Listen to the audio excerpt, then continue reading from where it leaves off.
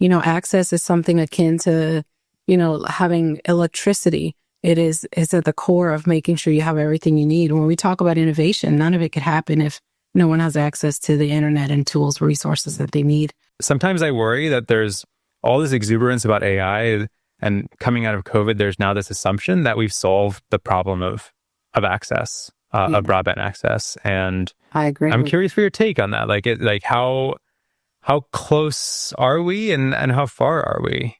We're far.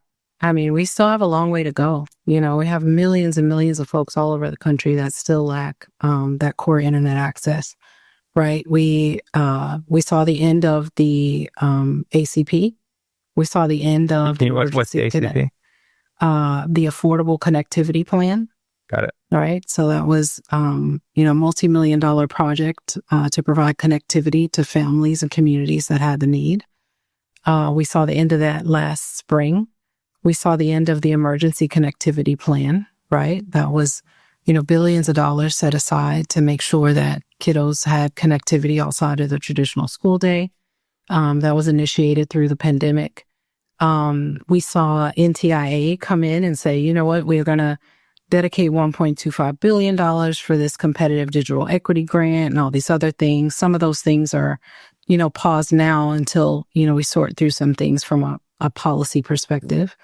We saw, we see all these government programs kind of come and go. And I think we've seen this over time, right? We've seen this over the years, these different programs. And I think, unfortunately, underserved populations are accustomed to programs coming and going, right?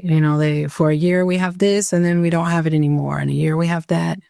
And what I love is that, particularly to Project 10 Million, and I can't speak for any other company, but particularly Project 10 Million allows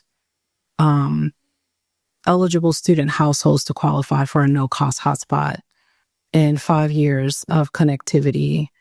Previously 100 gigs per year, now 200 gigs per year as of this last year.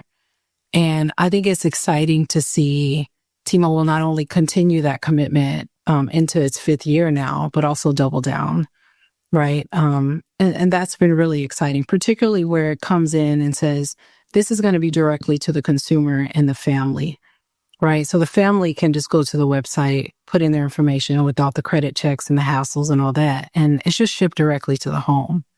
That's a really special situation that, a lot of times you're having this conversation and you're saying, I know for me, I talk with other vendors, I talk with private entities, I talk with all types of folks, even conferences. And I say, is there any way you can tell the people coming to your conference about Project 10 Million?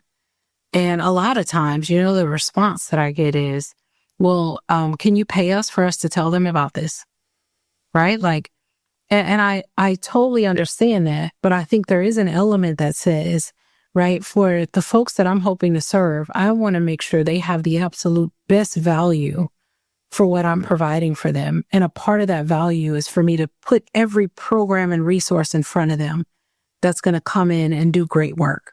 Yes, it is a K through 12 program, but guess what? If they're a senior in high school, that's still 5 years of connectivity that can support their post-secondary education. To me, I think it's a no-brainer.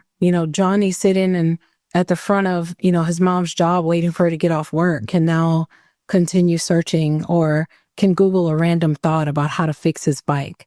Those are the things that make kiddos smarter.